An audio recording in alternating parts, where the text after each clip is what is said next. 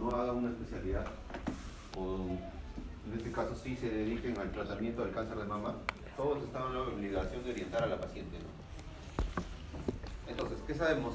Estas diapos las he hecho hace varios días, como sabrán. ¿Qué ríe? ¿Verdad?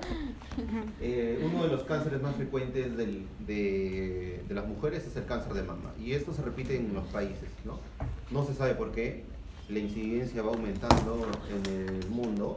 Hay muchos estudios de diferentes cosas, desde la ropa que utilizan las mujeres, los productos cosméticos que se meten en el cuerpo, los tatuajes, el tipo de brasier que utilizan, que se duerman con celulares, la exposición a radiación. Hay un montón de estudios, pero sí hay factores de riesgo reconocidos para hacer cáncer de mama, que ya les voy a explicar. Luego, ¿el cáncer de mama actualmente puede ser curado? Falso. Lastimosamente, en los últimos 70 años no se ha podido curar al cáncer de mama. Sin embargo, sí se ha logrado conseguir lo que se denomina como tiempo libre de enfermedad, ¿no?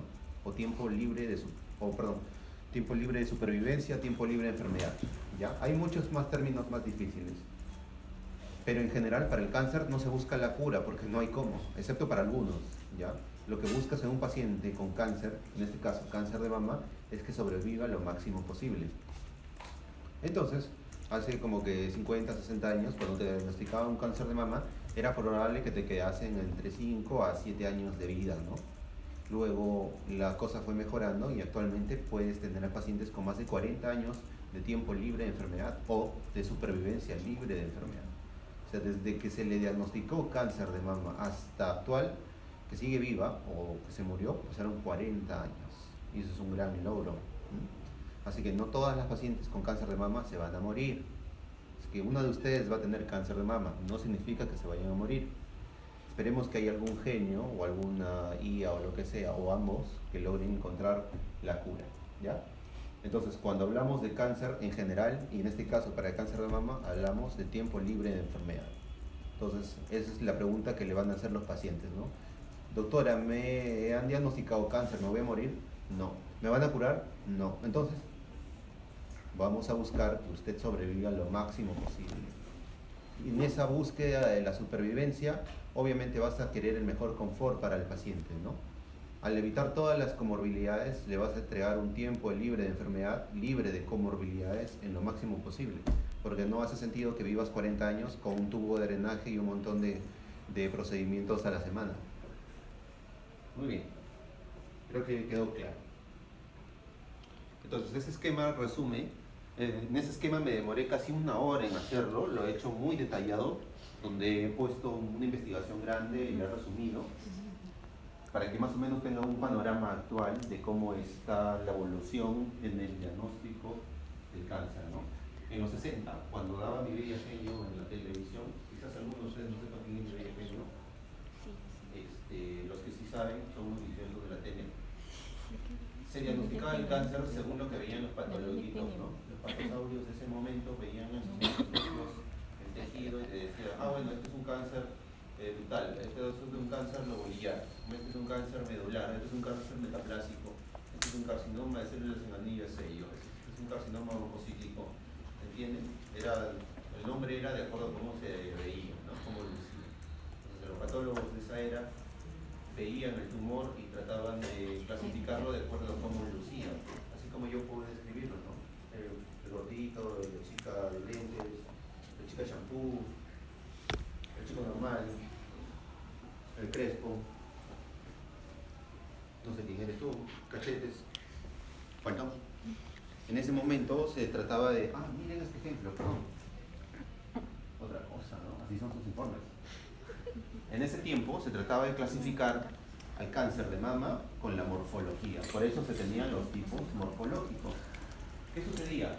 Que a pesar de que los patólogos emitían su reporte diagnóstico, el tipo morfológico, el tratamiento no era suficiente y había alta mortalidad. Entonces, se reunían en los grandes congresos, las sociedades también discutían y siempre se daban cuenta de que la morfología no se vinculaba con el pronóstico del paciente. Es decir, tenía un cáncer que era de un tipo, pero se comportaba diametralmente opuesto. Por ejemplo, supongamos que se perdió, ¿no? Pertegui tenía un carcinoma ductal de la mama, ¿no? Y él tenía un carcinoma lobular y él tenía otro carcinoma ductal. Él debería ir peor porque tiene una lobular. Sin embargo, él vivía. Ella se moría y él vivía. Entonces no tenía sentido. No tenía sentido clasificar a los tumores por su morfología cuando no sirve de nada. No le dabas información clínica al oncólogo sobre qué iba a pasar con la paciente, ¿no? Era un diagnóstico y no significaba nada. Y obviamente, si extrapolamos esto a algo más sentimental, por ejemplo, tu mamá. Supongamos que nos trasladamos a una máquina del tiempo a los 60 y a tu mamá le diagnostica un tipo de cáncer, por ejemplo, el ductal. En ese momento, que le diagnostiquen ductal no significaba que iba a venir a morir, no se sabía qué iba a pasar con tu mamá. ¿Es aceptable eso? No, ¿no es cierto? Si quieres un diagnóstico, es porque necesitas saber qué va a recibir, cuánto tiempo va a vivir o qué le va a pasar, porque al paciente solo le interesa eso. Al paciente le diagnosticas cáncer y él lo único que quiere es, me voy a curar, voy a sobrevivir, me voy a morir. Entonces, en los procesos de investigación se desarrolló los anticuerpos necesarios para clasificar el cáncer de mama.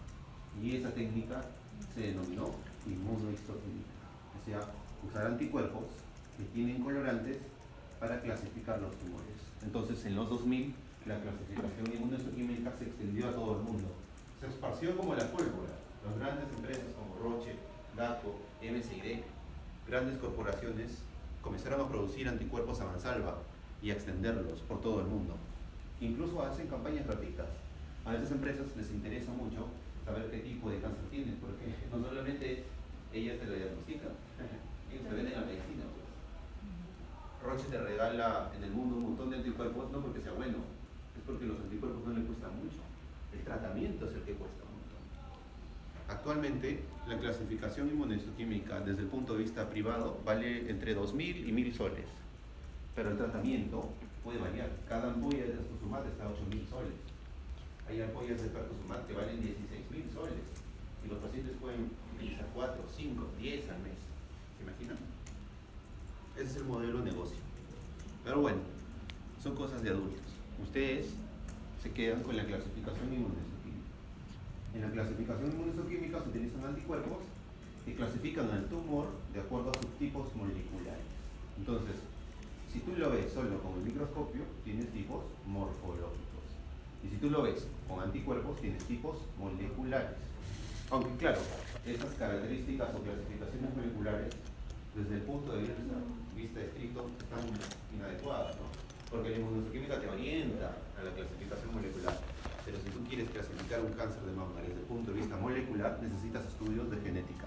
Y no lo vamos a tocar hoy, pero sepan que después de la inmunohistoquímica, dentro de las características moleculares, se utiliza la denominada NGS, la secuenciación de siguiente generación. O sea, el paciente primero se le hace una biopsia. La biopsia la ven al microscopio. Del microscopio le hacen una inmuno. Del inmuno se hace la clasificación genética. La mejor es con NGS, Next Generation Sequencing o algo así. O sea, de secuenciación de siguiente generación. En el Perú hay pocos laboratorios que lo hacen. En el estado lo hace el INEM, pero el INEM no tiene NGS, tiene la secuenciación de la primera generación, también conocida como un método Sanger. Pero bueno, ustedes solo se quedan hasta clasificación inmunohistoquímica porque son unos chiquititos.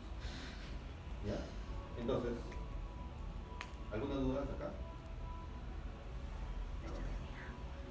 El meollo del asunto es, por ejemplo, si Luna es diagnosticada de carcinoma infiltrante de la mama tipo ductal, no se va a quedar contenta. Va a pedir su inmunohistoquímica.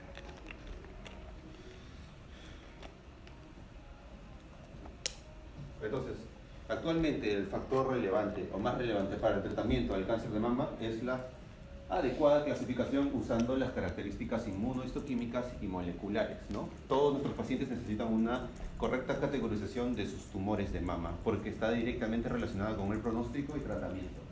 La clasificación oncológica no se vincula mucho con el pronóstico ni con el tratamiento. Es cierto que hay algunos tipos de cáncer de mama morfológicos que reaccionan mejor a un tipo de terapia y que se comportan de manera diferente, ¿no? Por ejemplo, se acepta en la comunidad científica que el cáncer de mama más agresivo es uno que se denomina carcinoma metaplásico de la mama. caso. O que el carcinoma ductal infiltrante es más bonito que el carcinoma lobuliar infiltrante. O que el carcinoma medular se comporta mejor que un carcinoma ductal. Y así, ¿no? Porque había personas, o en este caso patólogos, oncólogos, que les interesaba, ¿no?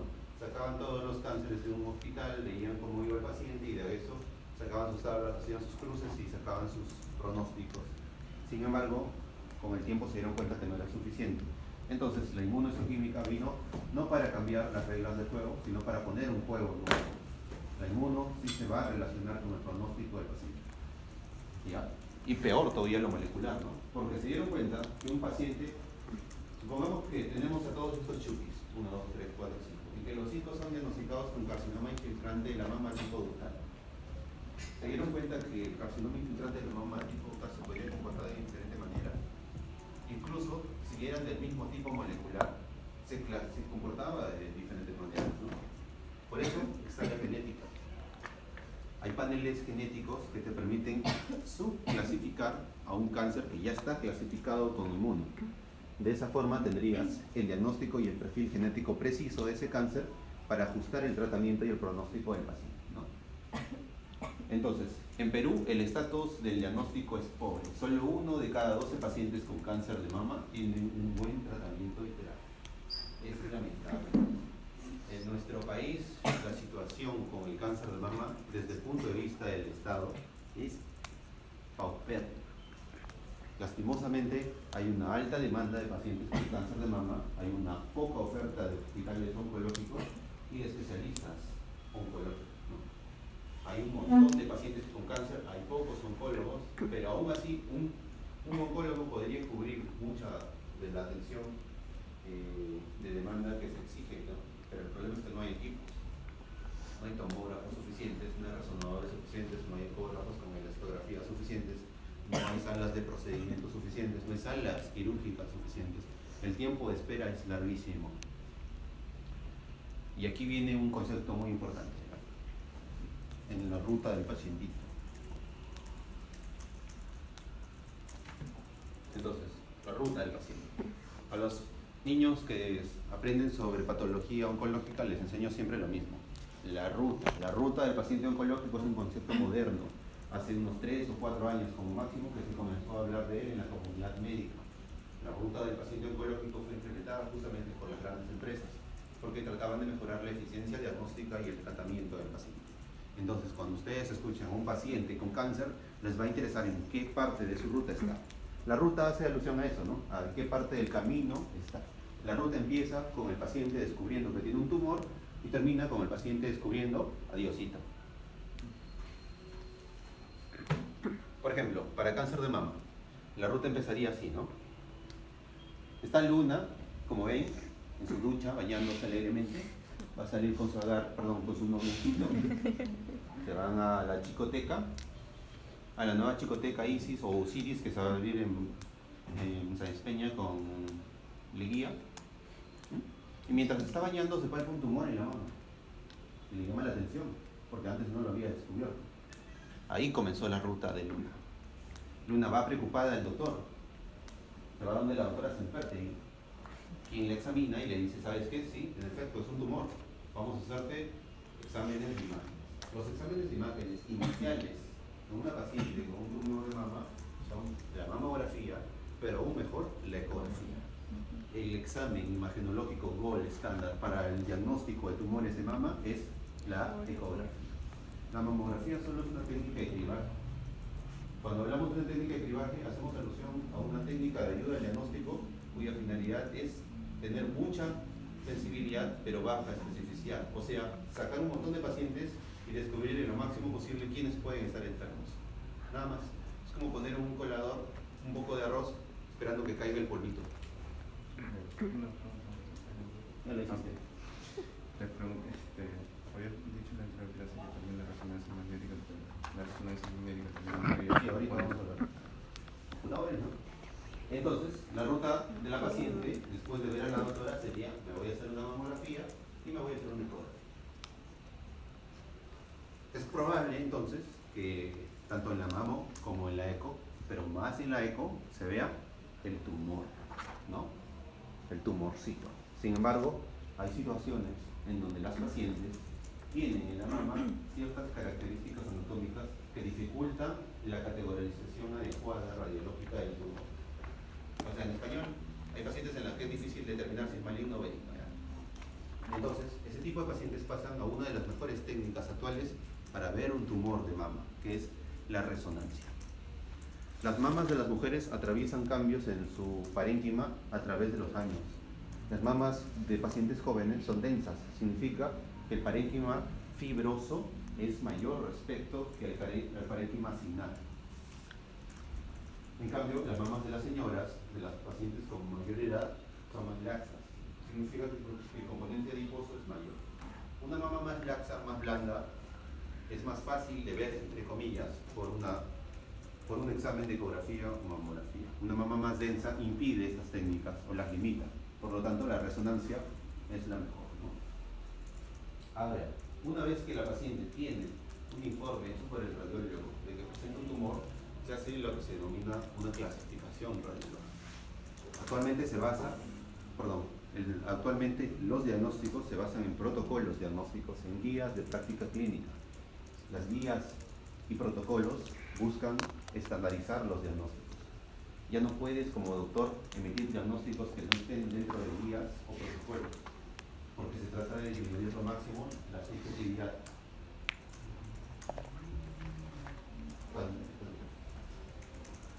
La paciente entonces con su tumor se va a someter a la famosa biopsia core, que es un punto de inflexión. Es un punto como un peaje en toda esta ruta, porque dependiendo de esa biopsia vamos a tener el diagnóstico. La biopsia core es realizada por el ginecólogo, el mastólogo, el oncólogo, el patólogo, el cirujano general, el internista. Una vez obtenida la biopsia, el patólogo emite su informe y ya tienes a tu paciente con cáncer, ¿no? Y ahí termina la primera etapa de la ruta. Desde que la paciente se duchó, se lavó con su jabón Palmolive, aunque no sé si hay ese jabón, pero el que uso yo, el Dove, con avellanas, que es bien rico, hasta que le hicieron la biopsia, deberían pasar 4 días. Es decir, desde que Luna entró a su ducha y se palpó su tumor hasta que un doctor le haga la biopsia, deberían haber pasado 4 días. Un día para que saque su cita, el otro día para que le hagan imágenes, el otro para que le saquen la biopsia y el otro para que esté el resultado. Aunque hay clínicas en Estados Unidos que lo hacen en 3 días. ¿Cuál creen que es el tiempo que demora esa ruta en nuestro país, en el peor de los casos? Bueno, casi 2 años. Las colas son de 1 año, 9 meses, 7 ya.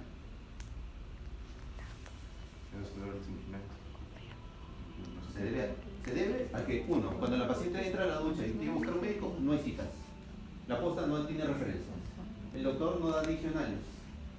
En radiología no hay tomógrafo disponible. No hay ecógrafos. El mamógrafo está malogrado. No hay patólogo que lo lea. Desde que la señora se tocó el tumor en la mama hasta que le hacen la biopsia, pasa casi 1 año o más y esa paciente ya no está en un estadio inicial. Esa paciente ya está en un estadio diferente. Anaide Cárdenas, ¿la conocen? Desde que la diagnosticaron hasta que le hicieron la biopsia pasaron 7 días. 7. Esa es la diferencia entre una atención privada y una atención pública. Ella que está, ella no. Más sana que ustedes. Y probablemente siga así. Pero una paciente cuyo tiempo de espera se extiende tanto tiempo, tiene una morbilidad tremenda. ¿Es justo? No es justo. Y es ahí donde los doctores se enriquecen. Perdón, no debería ser así. Ahí es ahí donde los doctores no se enriquecen.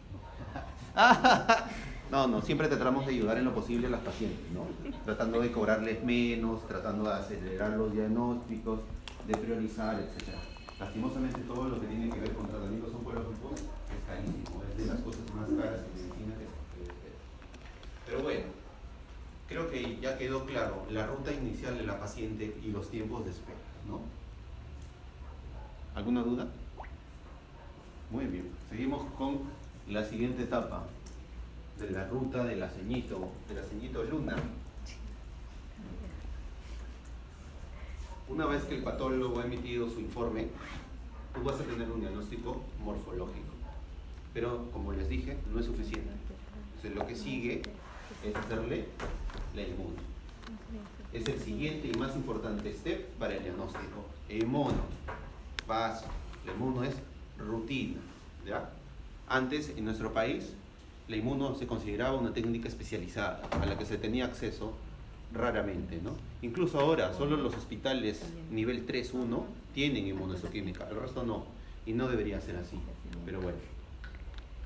Una vez que tú tienes la inmuno realizada, pasas a clasificar el cáncer de mama en estos tipos moleculares: luminal A, luminal B, HER2 sobreexpresado y triple negativo. Ahora les explico, ¿ya?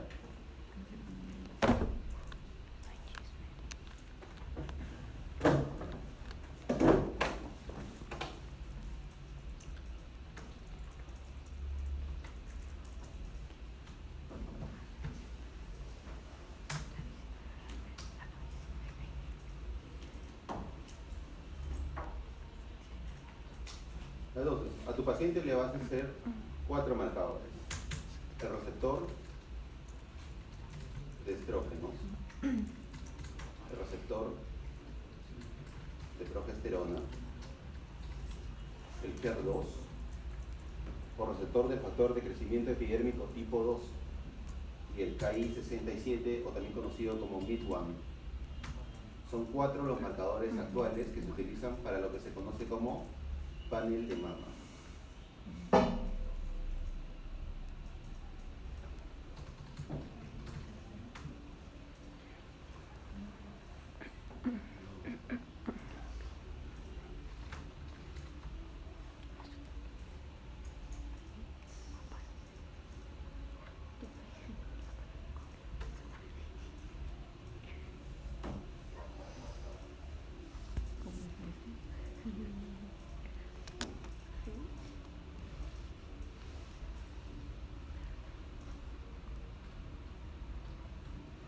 Entonces, el patólogo lo que va a hacer es decirle: muy bien, señora, ya emití mi informe, lo siguiente que vamos a hacer es el panel de mama.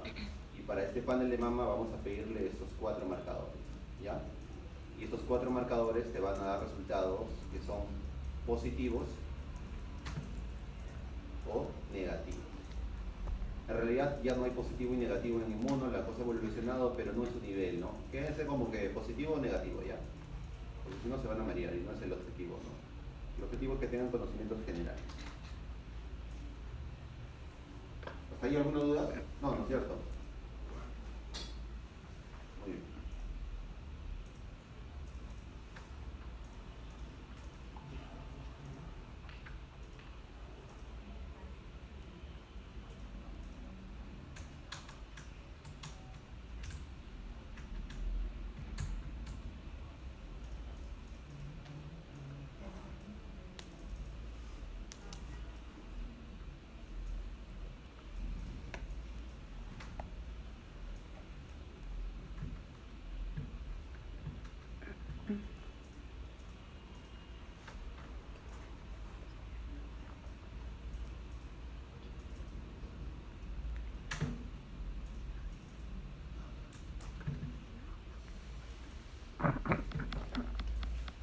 En la interpretación inmunohistoquímica para alumnitos tan chiquitos como ustedes, los 2 ejemplos más prácticos para hacerles entender sobre cómo se trabaja actualmente son esos 2. Perdón, el chisme primero.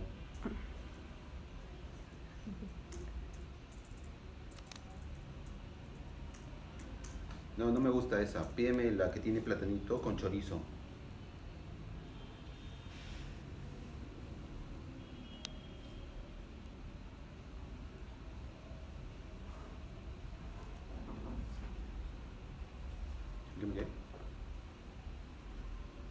Así.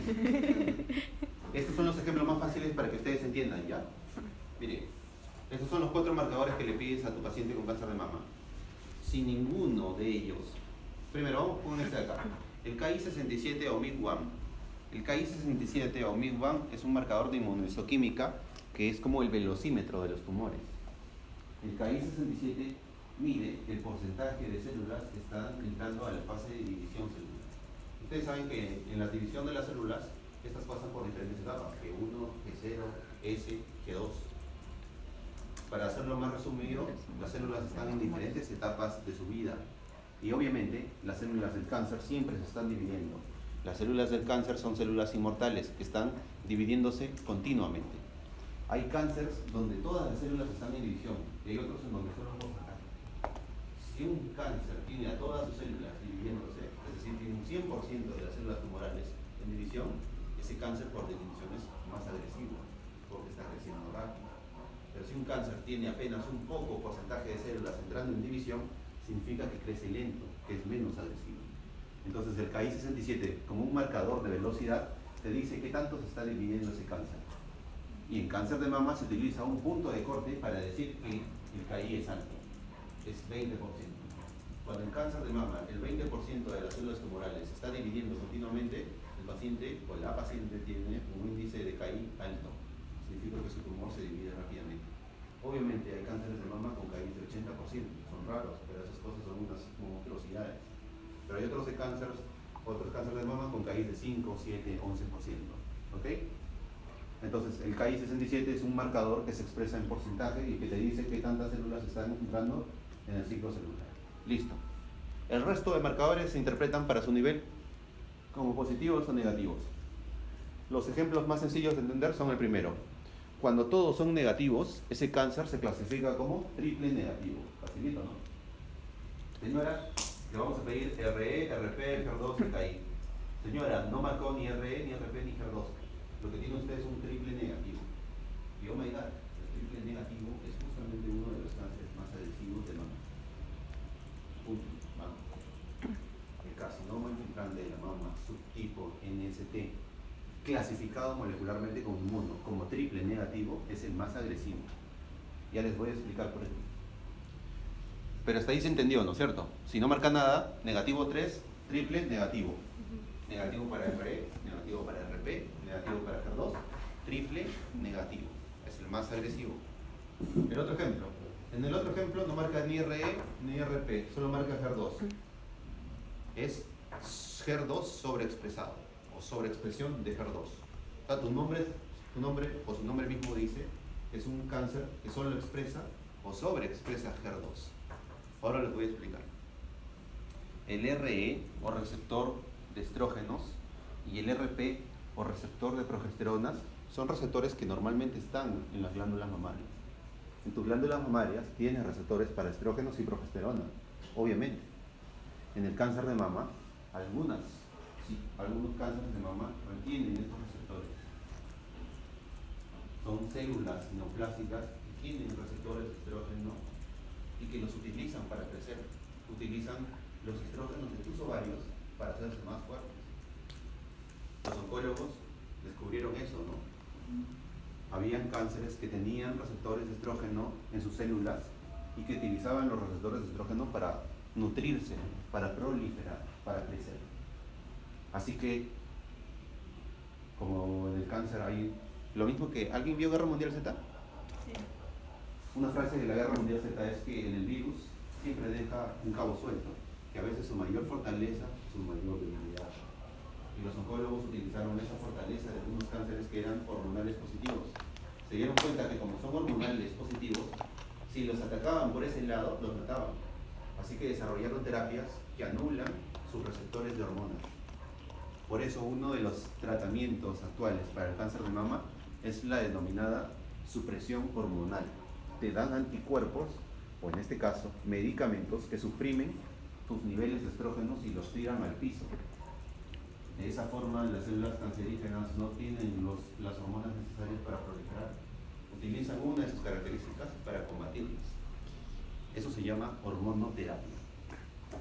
Por eso es que muchos pacientes con cáncer de mama son sometidas a orquiectomía, o mejor dicho, a salpingoforectomía. Se les quitan los estrógenos producidos por los ovarios para hacerlo más débil. ¿Okay? Luego tenemos el HER2. El HER2 son las siglas mundiales del receptor de estrógenos, del receptor de factor de crecimiento epidérmico humano tipo 2. Los receptores de factor de crecimiento epidérmico humano son 4.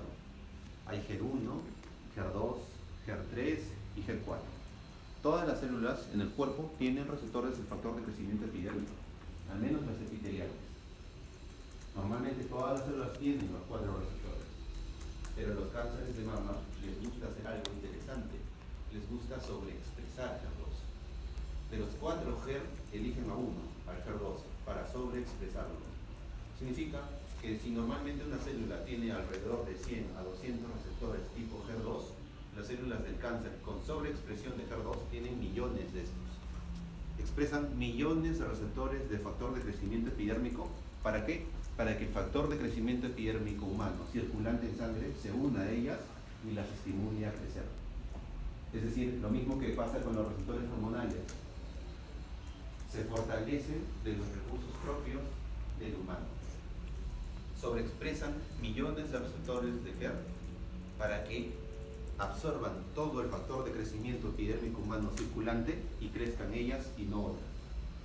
Así que los oncólogos, los biólogos, los patólogos diseñaron medicina que bloquea el HER2. El bloqueo del HER2 fue uno de los éxitos terapéuticos más importantes en los últimos 30 años. Gracias al bloqueo de HER2 pasaron a tener pacientes con supervivencias de 15 a 20 años. Y ahí se resalta uno de los medicamentos más famosos de HER2 o anti-HER2, el trastuzumab. Es un anticuerpo monoclonal que se une a los receptores del factor de crecimiento epidérmico tipo 2, o sea, HER2, y lo bloquea, haciendo que las células tumorales no obtengan ningún estímulo de crecimiento y generando su muerte. Entonces, tenemos ahí los 4 marcadores. Si ninguno marca, es un triple negativo. Y si marca solamente el HER2, es un HER2 sobreexpresado. La forma de interpretación es más difícil. Se utiliza scores, se utiliza sistemas de puntuación, etc. Pero como les digo, solo quédense con esos datos. Positivo o negativo. Triple negativo y HER2 sobreexpresado. ¿Ya? ¿Se entendió, no? Yo me doy a explicar muy bien, ¿o no?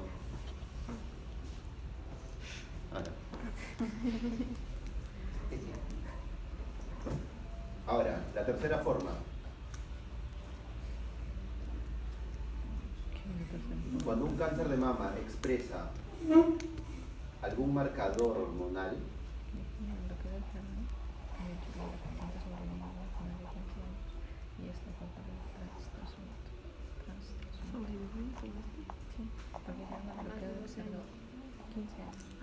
¿por qué hicieron qué? ¿Por qué hicieron qué? El bloqueo del HER2. El que hicieron el bloqueo del HER2, a muchos de los pacientes son O sea, los que tienen bloquearon. cuando algún cáncer de mama expresa algún marcador hormonal como RE o RP, automáticamente se pone en su nombre luminal. Luminal hace alusión a que es un tipo de cáncer de mama que está expresando receptores hormonales. Puede expresar ambos, RE y RP a la vez. Puede expresar solo RP o puede expresar RE, independientemente del resultado de HER2 y KI. Si tiene hormonales positivos, es un luminal. ¿Cuál era el más agresivo y el que tiene peor pronóstico? El Triple negativo. Y los que tienen mejor pronóstico son los luminales. Significa que Anaíde Cárdenas, que ha sido diagnosticada con un luminal B, tiene receptores hormonales positivos. Por eso es que ella ha recibido tratamiento hormonal, le han suprimido completamente todas las hormonas de su cuerpito caribeño, por eso estaba seca como un cactus, y también tiene HER2 positivo. También le han dado anticuerpos contra HER2. Entenderán que si tenemos una paciente con cáncer de mama triple negativo, no le vas a poder dar hormonoterapia, porque su cáncer no depende de sus hormonas. Tampoco le vas a dar anticuerpos contra HER, porque su cáncer le da igual el HER. ¿Qué le vas a dar? Solo quimio o radio, nada más.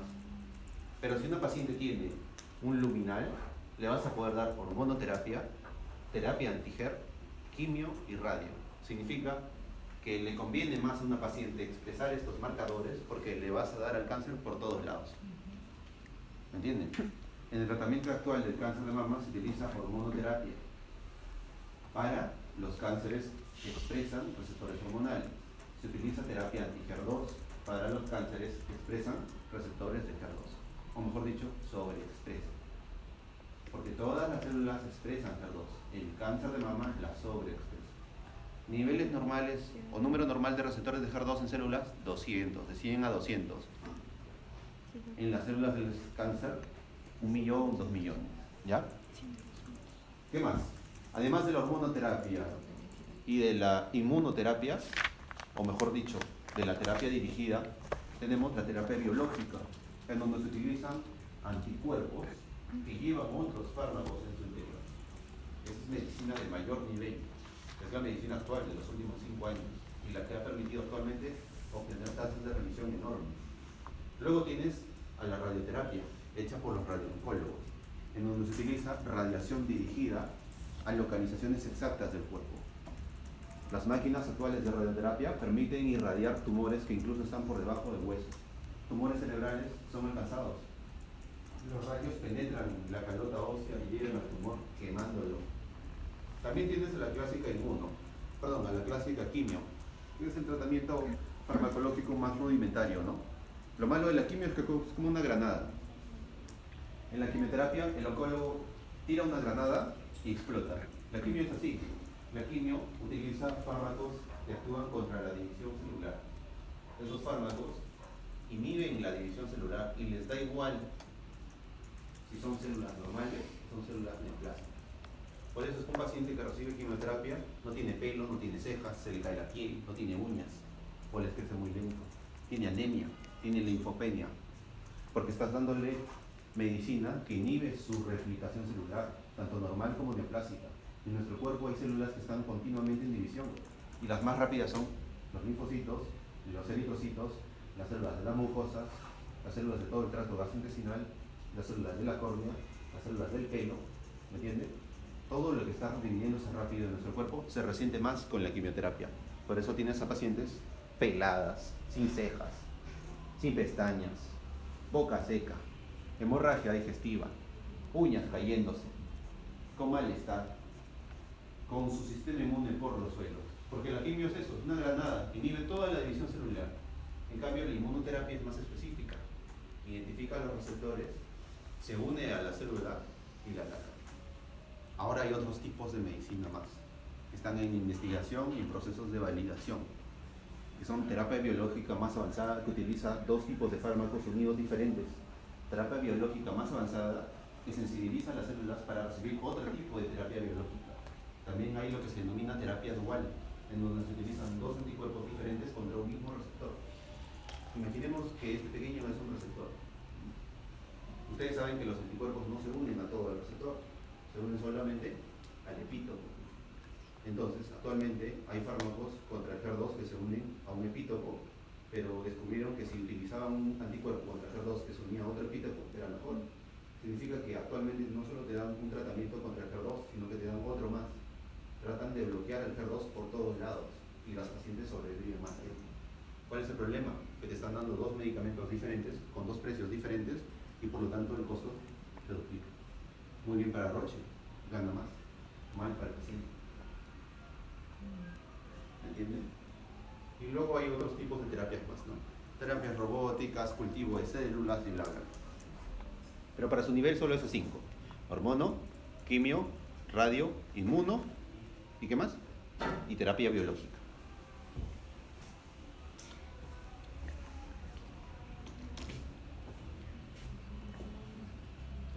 Entonces, con la clasificación hecha, el oncólogo puede dar la correcta adecuada, el tratamiento adecuado para el paciente, ¿no?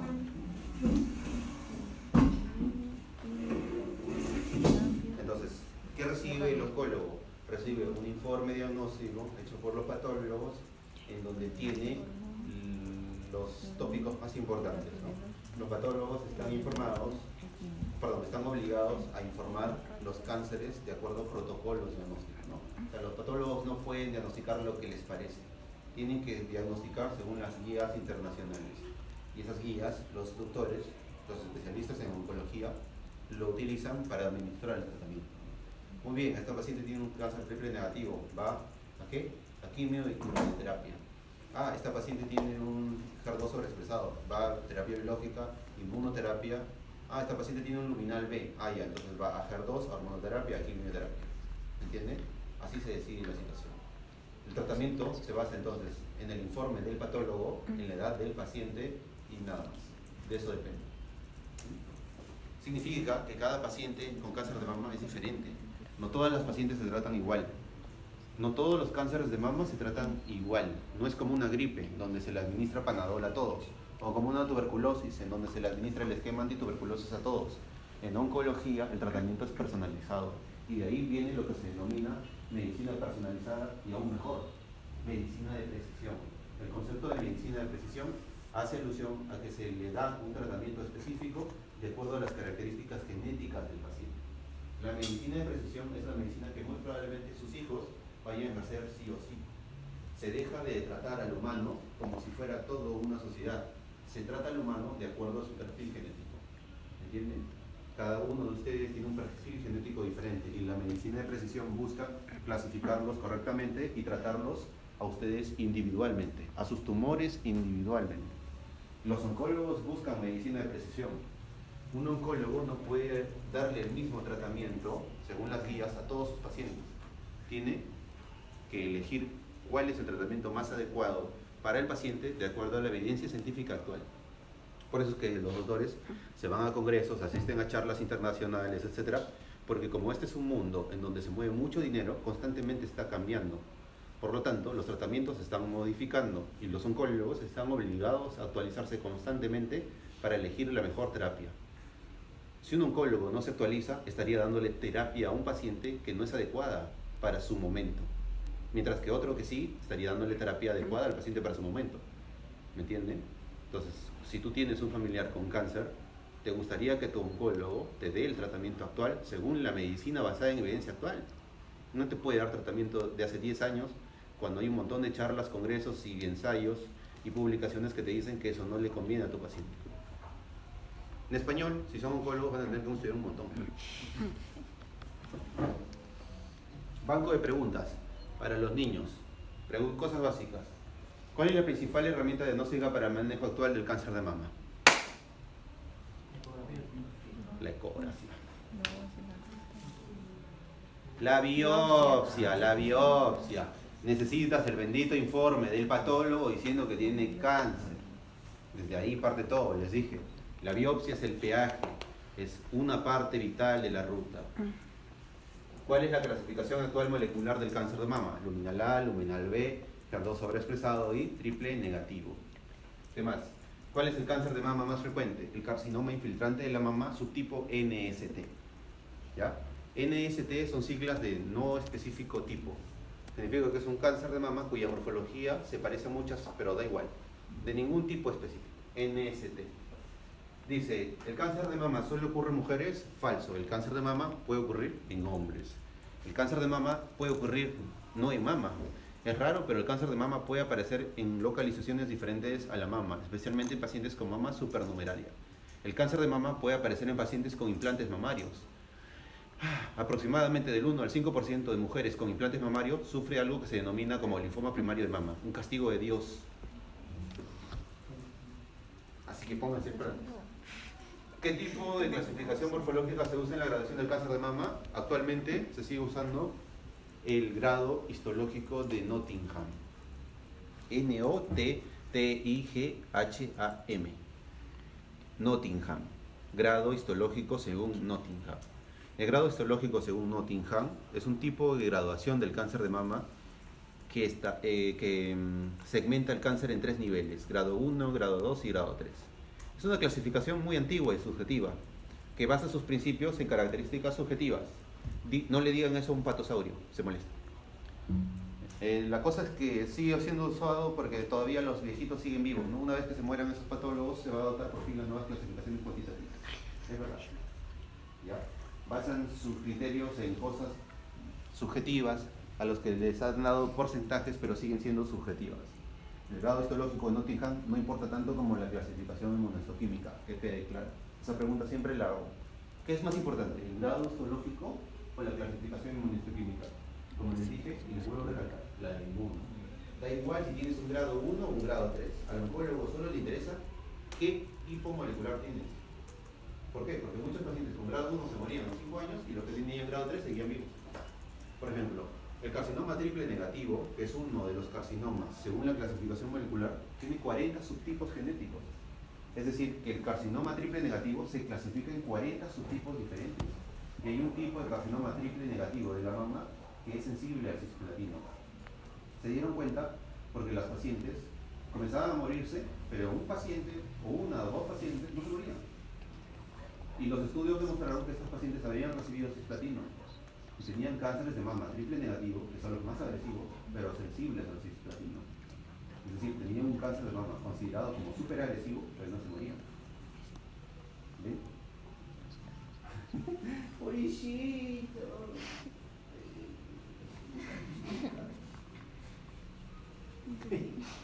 Ya, sigamos.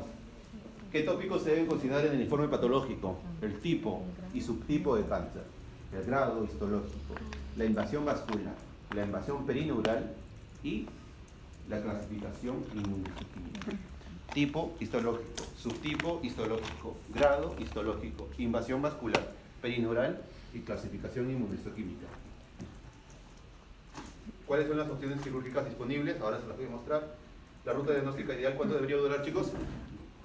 4 días. 3 a 4 días, ¿ya? Es decir, doctora Andrileando nos ha sacado un tumor de mama, mi mamá, tome la biopsia, tiene 4 días para hacerme el inmuno.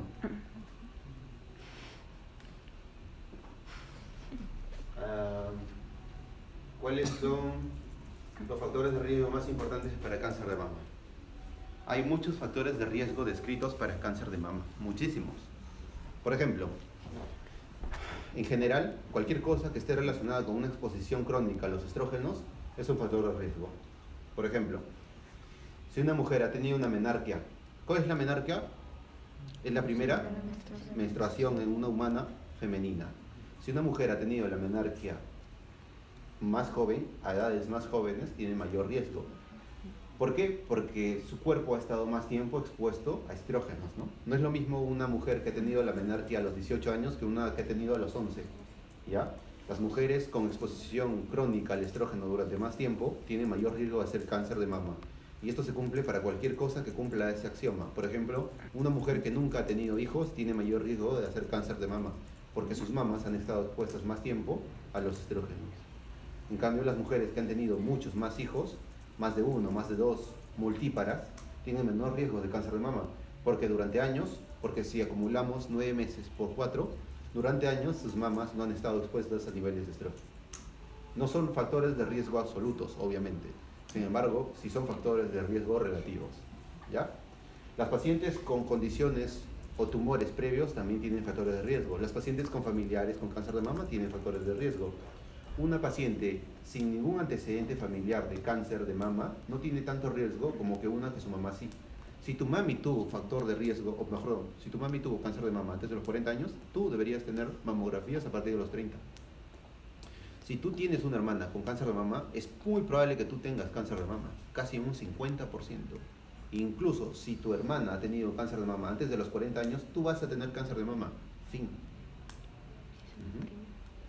Así que, si ustedes escuchan que en la familia hay antecedentes de cáncer de mama, tienen que orientar bien a esa paciente. Tienen que hacerse estudios genéticos, perfil genético, estudios de BRCA1, BRCA2, porque tienes que prevenir la aparición de cáncer de mama. Y hay muchos factores de riesgo más: uso de anticonceptivos orales, uso de hormonoterapias, radiación, etc. ¿Ya? Aprendan. Buena suerte. Seguimos. Último. ¿Qué opciones genéticas diagnósticas existen? Actualmente hay varios perfiles genéticos. Por ejemplo, el Oncotype, ¿no? El MamaPrint. Son estudios genéticos que clasifican a tu tumor genéticamente y te dan un perfil. ¿Para qué? Para que el oncólogo te dé tratamiento y para que te dé un pronóstico, ¿no? Por ejemplo, algunos cánceres de mama expresan algunos genes y otros no, y se sabe que los que expresan estos genes van a ir mal, tienen mayor tendencia a recaída, recurrencias, invasión vascular, etc. En cambio otros no. Obviamente muchos pacientes quieren saber qué les va a pasar, ¿no? Y además se puede combatir desde antes eso. Ahora vamos a ver las opciones quirúrgicas, que son imágenes gráficas que les gusta a los niñitos.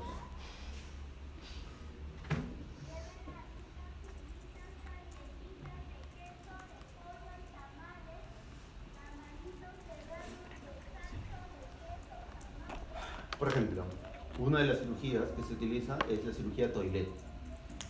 Una cirugía Toilet de mama busca remover la mayor cantidad de tumor posible, ¿ya? Para remover lo que se llama carga tumoral.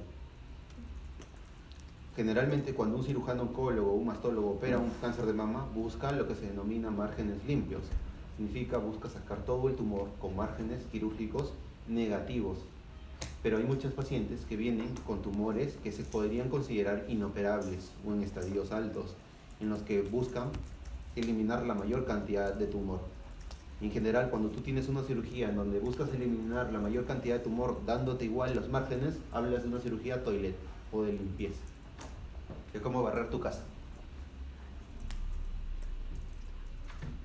Luego tenemos a las mastectomías. Las mastectomías pueden ser radicales, pueden ser mastectomías radicales modificadas, pueden ser mastectomías parciales. Cuando hablamos de una mastectomía radical, extirpan la mama y el músculo pectoral mayor. Normalmente el parénquima mamario está por delante del pectoral mayor. Es raro, pero hasta el 5% de las humanas femeninas presentan parénquima mamario intramuscular, lo cual es un problema, ¿no? Porque a pesar de que le saquen la mama, dentro del músculo queda parénquima mamario con cáncer y otra vez la recurrencia. Pero las mastectomías radicales ya no se hacen tan frecuentemente. Los estudios demostraron que no era necesario sacar el pectoral mayor, que solamente era necesario sacar la mama. Por lo tanto, la cirugía estándar actual es la mastectomía radical modificada. Mastectomía radical entonces es extirpar la mama con el pectoral mayor. Mastectomía radical modificada, extirpar la mama y dejar el músculo pectoral mayor. Menor comorbilidad, menor linfedema, etc. Y el pronóstico casi no cambia. ¿Ya? Mastectomía parcial hace alusión a sacar solo una parte de la mama, no toda. Y muchos pacientes optan por esto, porque hay muchas mujeres que les interesa estéticamente cómo se van a ver después de una mastectomía. Cosa curiosa, ¿no? Ponen a la estética por delante de su vida. Pero bueno. Por ejemplo, aquí. Ahí tienen una señora que muy probablemente tiene una mastectomía radical modificada, ¿no? Toda la mama ha salido. Obviamente tiene linfedema en el brazo derecho. Ese linfedema puede ser consecuencia misma de la cirugía, porque han eliminado ganglios axilares, o puede ser que haya una recurrencia del cáncer en sus vasos linfáticos. Acá tienen una mastectomía parcial, ¿no? Esto se conoce como lumpectomía. En la lumpectomía se hace generalmente cuando se encuentra lo que se denomina como enfermedad de Payet del pezón. La enfermedad de Payet del pezón es la presencia de carcinoma infiltrante de la mama en el pezón. Ante ese tipo de situaciones es entendible que retirando solo el pezón sea suficiente para tratar el cáncer. Por lo tanto, en la lumpectomía se extirpa solo el pezón y la areola y se deja el resto de la mama. Esa opción terapéutica es estética y por lo tanto le permite a la paciente no sufrir consecuencias emocionales, ¿no? También, ¿qué tenemos? Las mastectomías parciales o cuadrantectomías. Muchos pacientes le dicen a la doctora, pero es necesario que me saque toda la mama porque mi tumor está acá nomás, ¿no me puede sacar solo eso? Y bueno, a pesar de que hay guías internacionales y protocolos diagnósticos, hay solo una cosa que detiene a un doctor de actuar: la decisión del paciente. Si tu paciente pide algo, a menos que sea contra su voluntad o que cause directamente más morbilidad demostrada por la evidencia científica, estás obligado a obedecer. Es como las leyes de Asimov de los robots.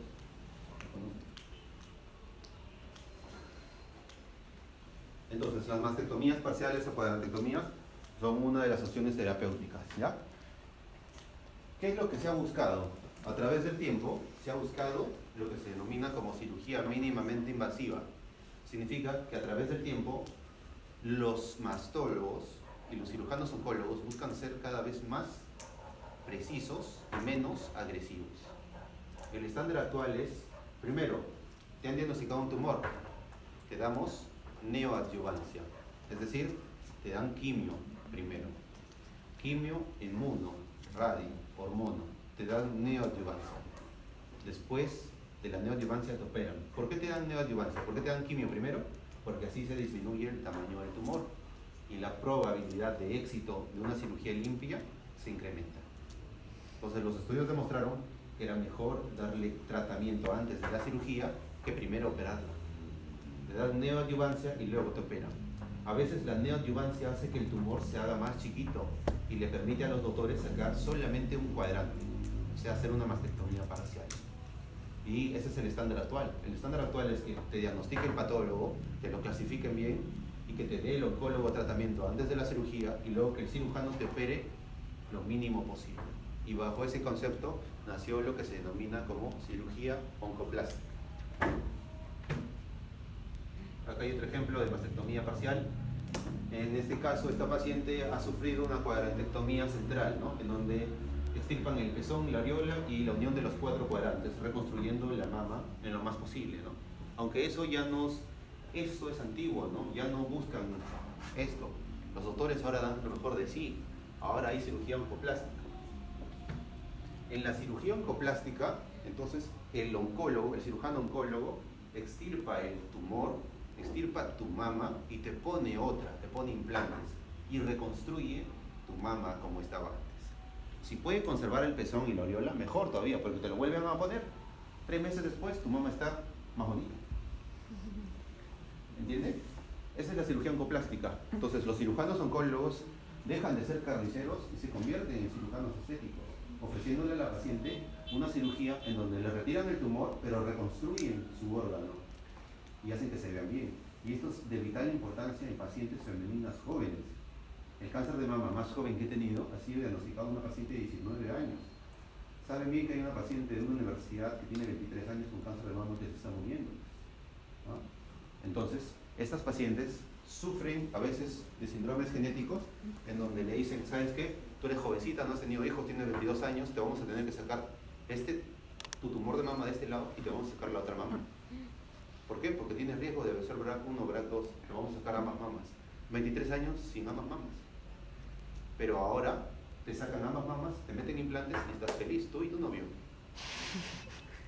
Entonces, el diagnóstico y el manejo quirúrgico ha evolucionado y tienes eso, cirugías oncoplásticas. Entonces, la cirugía oncológica evoluciona y mejora. El tratamiento mejora. La morbilidad disminuye. Desde el punto de vista emocional, las pacientes oncológicas entran y ya no ven una enorme herida ni nada. Ahora ven unos tremendos implantes, unos implantes que reconstruyen su volumetría y les dan alegría. Desde el punto de vista médico, el estatus emocional del paciente oncológico es vital. ¿Alguna duda? ¿Qué? ¿Quieres hacer los implantes? ¿Cuáles son las características histopatológicas? La parte aburrida de... Cuando te ríes, ¿no? Muy bien. Es para resumir, porque ustedes no van a ser patólogos. Muy bien. Las características histopatológicas del carcinoma más frecuente, que es el NST, que es el que ven ahí, es que es una neoplasia que tiene células grandes, con nucleolo prominente. Tienden a formar lo que se denomina como cordones, grupos de células, así.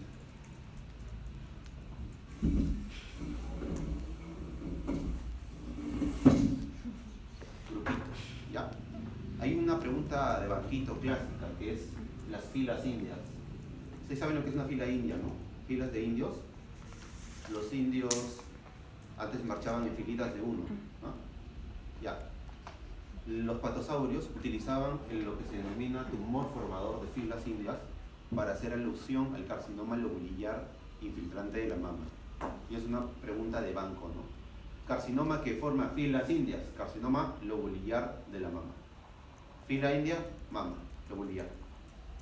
Lobulillar, fila india, mama. ¿Ya? Hasta ahora se sigue usando. Cuando un patólogo tiene dudas si se trata de un ductal o de un lobulillar, coloca carcinoma infiltrante de la mama, formador de filas indias. Pero al oncólogo le da igual. Él solo quiere la clasificación molecular. ¿Ya?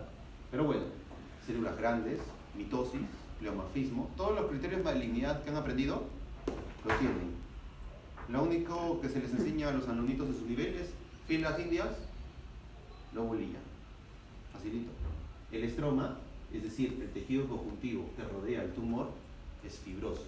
Esto se conoce como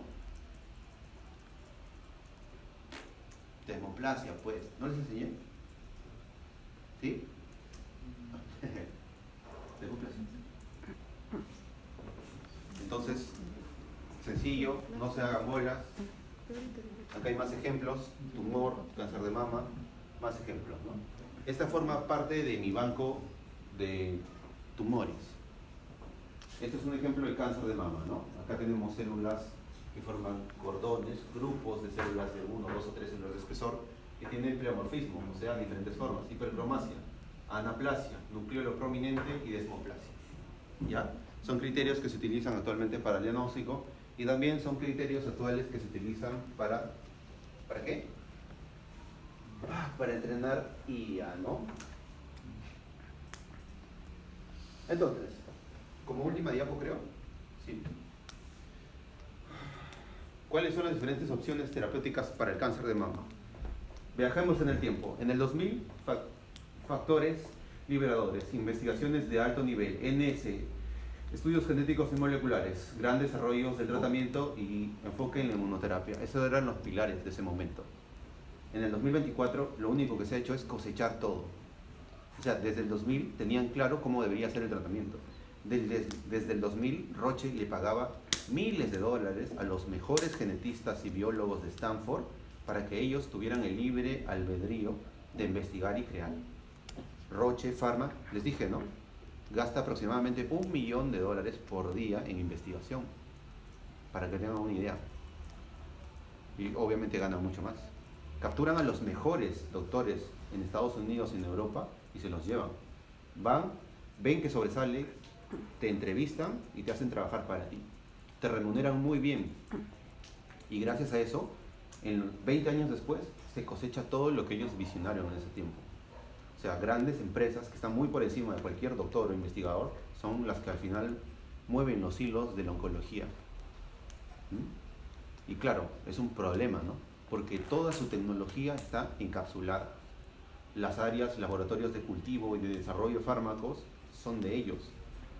Y tienen lo que se denomina autorización o acreditación, que en Estados Unidos es la FDA y en Europa es la CE. Significa que si Lunita trabaja para Roche y crea un nuevo anticuerpo novedoso, tiene la autorización de comerciarlo durante 20 años al precio que le dé la regalada gana y que nadie puede copiar su medicamento. Y que encima nadie, ni siquiera laboratorios nacionales de Estado, pueden ver la fórmula. ¿Entienden? Es como que yo creo mi super helado y lo comercio al precio que me dé la gana por 20 años. Así es la situación en onco, o al menos en las grandes farmas, ¿no? Pero eso ya se acabó. ¿Por qué? Porque ellos no cuentan con algo que sí hay actualmente. Actualmente hay investigadores que ya no necesitan laboratorios, no necesitan cultivar células, no necesitan humanos o tumores para hacer ensayos. Ahora se utiliza IA. IA para crear IA. IA para entrenar IA. ¿Cómo se hacían las investigaciones antes? Se utilizaban las historias clínicas de muchos hospitales, se metían a bases de datos, se corrían en SQL y se cruzaba la información. Muy bien, tenemos a 200.000 pacientes con cáncer de mama de Europa y Estados Unidos, de las cuales 50.000 tienen triple negativo, de las cuales 10.000 sobrevivieron más de 20 años, de las cuales 3.000 recibieron cisplatino. De esas que recibieron cisplatino, unas 200 tenían más de 40 años. Conclusión, las pacientes triple negativas de más de 40 años que reciben cisplatino son un subtipo diferente de cáncer de mama. Así se ha hecho la investigación clásica, ¿no? Con datos reales, datos humanos, datos obtenidos de hospitales. Pero ¿qué pasa cuando tienes algoritmos que son capaces de ver la información completamente diferente a la que tú o a la que se le ha enseñado o a la que es lógicamente probable? Pues tienes desarrollo e investigación rápida. Entonces, estos investigadores que están utilizando IA para hacer cruces de información evolucionan más rápido que las farmas, y las farmas se han dado cuenta. ¿Por qué? Porque para que Roche cree un nuevo anticuerpo, para que, por ejemplo, otra que es famosa, MSID, por ejemplo, cree otro anticuerpo, necesita crearlo, desarrollarlo, probarlo. Y son al menos 7 años que se necesitan de pruebas para que la FDA y la CE brinden autorización de comercio. 7 años. Yo siempre les he dicho esto a los de la Cayetano, ¿no? para que un humano pase de utilizar un palo como arma a una espada de cobre, pasaron más de 100.000 años. Para que un humano pase de usar una espada de cobre a una de acero, pasaron casi 8.000 años. Para que un humano pase de usar una espada de acero a ir a la luna, pasaron, ¿cuánto? 200 años. La evolución de la tecnología no es lineal, es algorítmica. Entonces es un peligro que existan personas que estén creando cosas muy aparte de las grandes empresas y que estén descubriendo cosas. Y ahí tenemos, por ejemplo, a Sam Altman, ¿no? Quien ha manifestado que es inminente encontrar posiblemente las curas para muchas enfermedades solo con datos.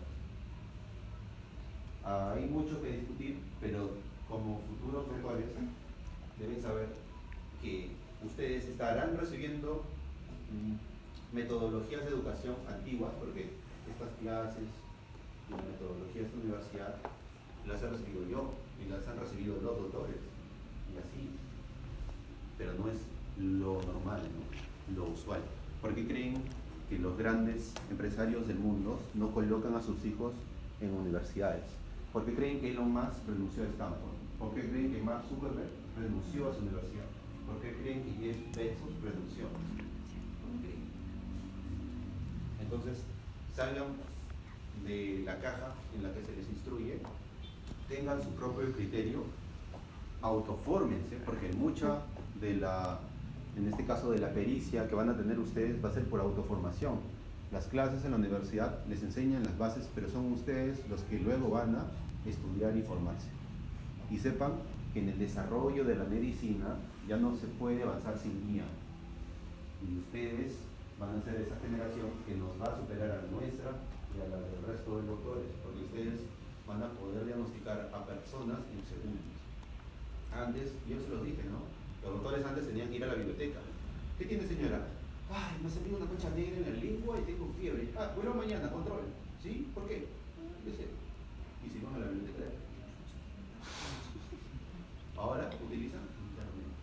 Ustedes van a tener dispositivos integrados, los que se denominan BCIs, interfaces cerebro-computadora, ¿no? Dispositivos integrados a su cabecita o a su oído, como quieran, que les van a soplar las respuestas. Y no van a plagiar, no están plagiando.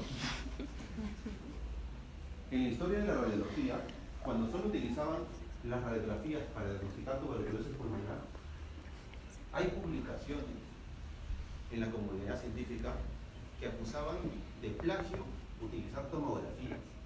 Imagínense, había radiólogos que estaban en contra de utilizar ecografías. Incluso acá, en el mismo Chiclayo, en mis épocas, hace 15 años, creo que el GEI se opuso a cambiar la radiología convencional, que era la que se secaba y se veía, a la digital. Decían, no se ve nada en la pantalla.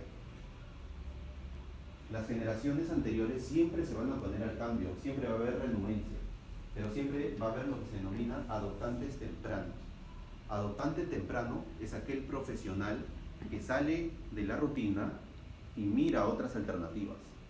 Eso tienen que tenerlo claro ustedes. Si ustedes descubren en su trabajo que hay otra alternativa para llegar más rápido a un resultado y eso contribuye a la salud del paciente, no lo duden, potencien, a pesar de que les digan que no. Cuando yo era residente, me decían que tenía que comprarme un microscopio, y yo no, yo quería mi escáner, fin. Lo mismo para ustedes, ¿no? Terminen la especialidad que terminen, utilicen la tecnología de su tiempo para salir adelante y sobrepasar a sus maestros. Las generaciones nuevas siempre superan a las anteriores, y no porque sean mejores, ¿ah? Es porque ustedes van a cosechar lo que otros han sembrado. Y esa es la finalidad última de la humanidad, según el doctor Mario Alonso Puig, que las nuevas generaciones superen a las anteriores. ¿Alguna duda? Me voy.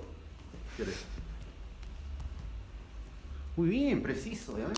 Casi.